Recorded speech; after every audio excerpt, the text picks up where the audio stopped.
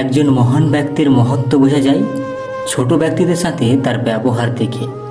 একমাত্র সৎ ব্যক্তিরাই অন্যকে কঠোরভাবে তিরস্কার করতে পারে, আর অসৎ ব্যক্তিগুলো কখনোই অন্যকে চেপে কথা বলতে পারে না।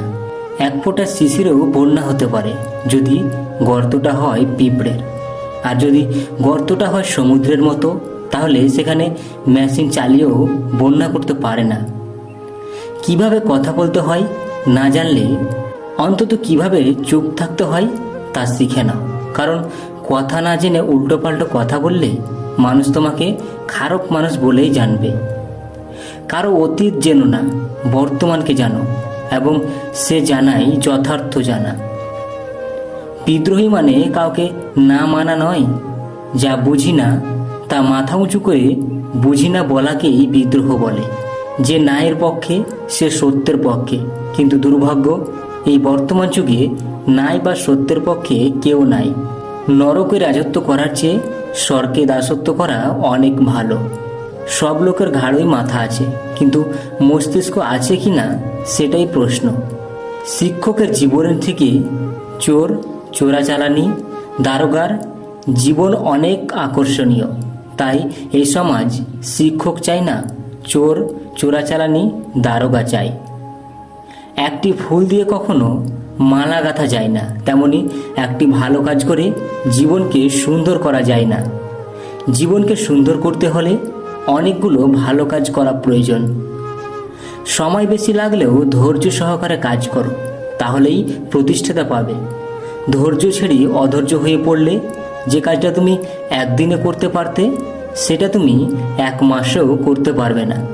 যে দৃশ্য আমরা খুব মন লাগিয়ে দেখতে চাই সেসব দৃশ্য কখনো ভালোভাবে দেখতে পারে না। সেসব দৃশ্য অতি দ্রুত চোখের সামনে দিয়ে চলে যায়। নিয়তি তোমাকে যা দান করে তার মধ্যে সবচেয়ে উত্তম হলো তোমার স্ত্রী। একজন বিশ্বস্ত বন্ধু 10,000 আত্মীয়ের সমান। জীবনে যে অকৃতকার্য হয় নাই সে কোনোদিনও সম্পদশালী হতে পারে না। কাউকে যদি বেশি মায়া করো তবে সেই তোমাকে সবচেয়ে বেশি কষ্ট দেবে। এটাই হলো বর্তমান যুগ। মানুষের জীবনে শৈশব হলো সব থেকে গুরুত্বপূর্ণ। শৈশবটা হারিয়ে গেলেই বুঝতে পারবে মানুষ যে শৈশবটা কীরকম ছিল। তৃতীয় বিশ্বে রাজনীতি করুণ হিংস্র এক প্রহসন। কোটি কোটি টাকা ব্যয় করেও অভিনীত হয়ে থাকে এক রাষ্ট্রীয় রঙ্গনাট্য। সবাই অনেক দিন বাঁচতে চায়, কিন্তু কেউই বুড়ো হতে চায় না। একজন ঘুমন্ত মানুষ আরেকজন ঘুমন্ত মানুষকে জাগাতে পারে না। জন্মদিনে এত উল্লাসিত হবার কিছুই নেই। মনে রেখো, তুমি মৃত্যুর দিকে আরও এক ধাপ এগিয়ে গেলে, মানে তোমার হাত থেকে আরও একটা বছর কেটে গেল। নিয়তি তোমার আত্মীয় বেছে দেয়, আর তুমি বেছে নাও তোমার বন্ধু। নিচ লোকের প্রধান হাতিয়ার হচ্ছে অশ্লীল বাক্য। অশ্লীল বাক্য বা অশ্লীল গালিগালাজ করে সে বুঝিয়ে দেয় যে সে একজন নিচ প্রাধান্যের লোক।